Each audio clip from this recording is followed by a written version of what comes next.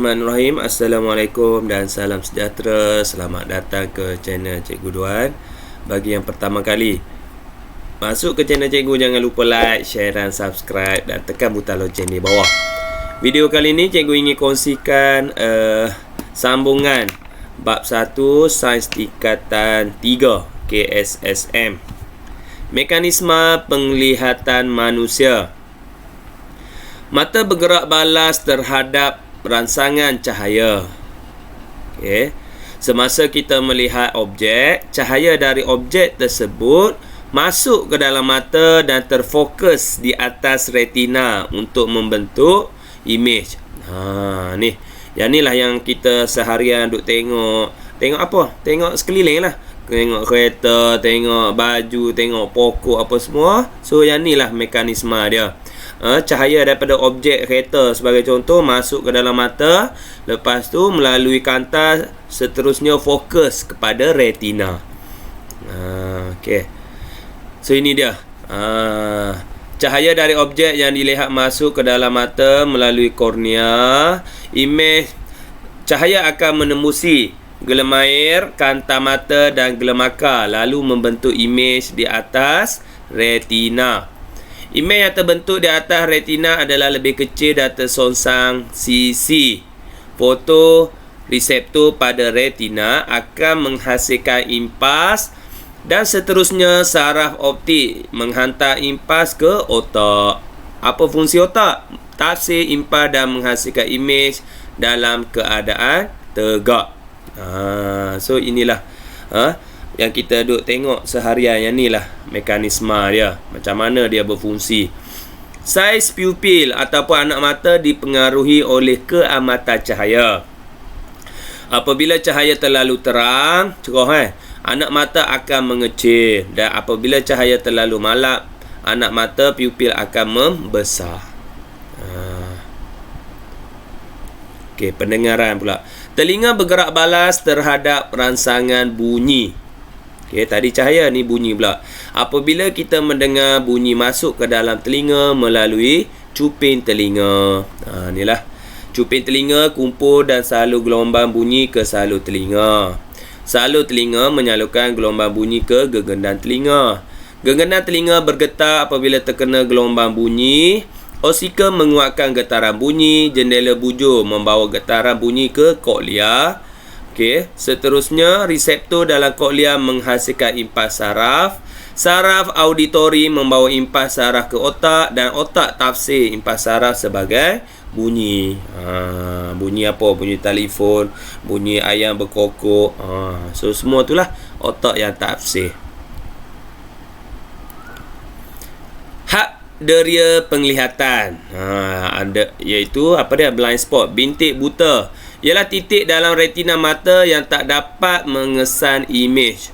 Bintik buta terletak di pangkal saraf optik dan tidak mempunyai sel deria yang peka cahaya.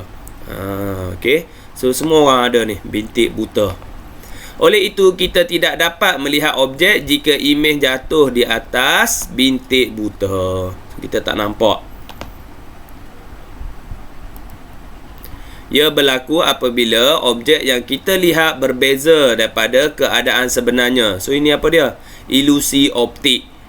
Hal ini disebabkan oleh kecelaruan yang berlaku apabila otak kita tak dapat tafsir dengan tepat objek yang dilihat oleh mata kerana gangguan keadaan di sekitar objek. So kita tak dapat nak teka ni apa dia ni. Ada contoh dah. Ni. Adakah susunan garis dalam setiap barisan berbentuk runcing? Adakah garis berbentuk runcing semua ni? Yang ni antara garisan pinggan Q yang manakah lebih panjang? Nampak? Adakah sama ke? Adakah anda dapat melihat imej di atas seperti bergerak? Pelik kan? Inilah dia. Ilusi optik. So banyak lagi. Ni nampak macam seakan-akan dia bergerak. Ni semua ni. Gajah yang mana ada berapa kaki gajah tu? Nampak. So yang ni contoh lagi ilusi optik. Organ deria penglihatan kita tak dapat melihat objek yang terlalu kecil seni seperti bakteria dan terlalu jauh seperti planet Marikh.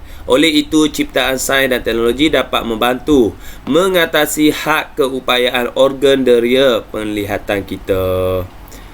So, cipta apa? Teleskop membantu kita mencerap objek di angkasa lepas.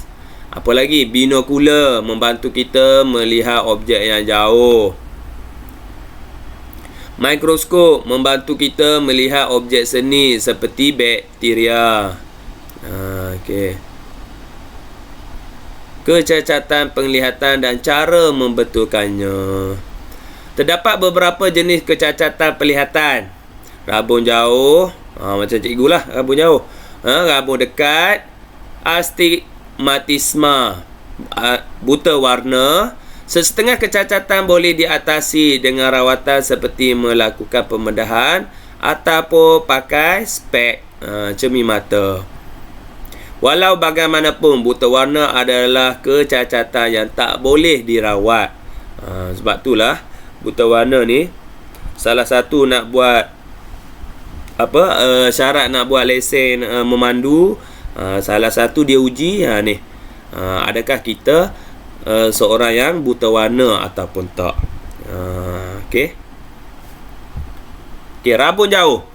Tak boleh melihat objek jauh dengan jelas. Macam cikgu, kanta mata terlalu tebal. Sebab apa? Kanta mata cikgu ni terlalu tebal. So, imej pada retina adalah kabur lah. Cahaya difokuskan mana? Di hadapan retina kat sini. Okey. So, pembetulan dia apa? Kanta cekung, imej pada retina adalah lebih jelas. Letak kanta cekung kat sini. So, imej yang terhasil di retina jelas lah. Ataupun sebab yang kedua, berbola mata terlalu panjang. Okey. Sama juga, imej pada retina kabur, cahaya difokuskan di hadapan. So, untuk repair dia, pembetulan dia, kanta cekung. So, cahaya melalui dia, imej pada retina adalah jelas. So, ini cara pembetulan untuk siapa yang tak nampak jauh ataupun rabun jauh. Okey, rabun dekat pula. So, yang ni biasanya warga emas kan, orang tua, dia ada. Spek dia tu ada macam 1/4 kat depan tu. Okey. Sebab kanta mata terlalu nipis. Imej dia berada kat mana? Kat belakang. So, pembetulan dia kanta cembung. Letak pakai spek ataupun kanta cembung. So, imej jelas lah pada retina. Yang kedua, sebab dia berbola mata terlalu pendek. So, kabur juga. Lepas tu, imej dia di belakang retina. Sama juga repair dia. Cara nak buat pembetulan dia kanta cembung. Rabun dekat dan rabun jauh juga boleh dibetulkan melalui kaedah laser. Operation pembedahan laser, lasik. Okey. Astigmatisma, ia berlaku disebabkan oleh permukaan kornea yang tak sekata. Cahaya yang masuk tak dapat difokuskan ke arah satu titik di atas retina. Imej yang terbentuk kurang jelas dan tepat. Okey. So, kornea yang kat depan ni tak rata. So, susah lah nak imej yang terhasil di retina tu. Imej yang tak jelas dan tajam kan. So, pembetulan dia kita guna apa? Kanta silinder. So, kanta silinder akan memberi imej yang jelas.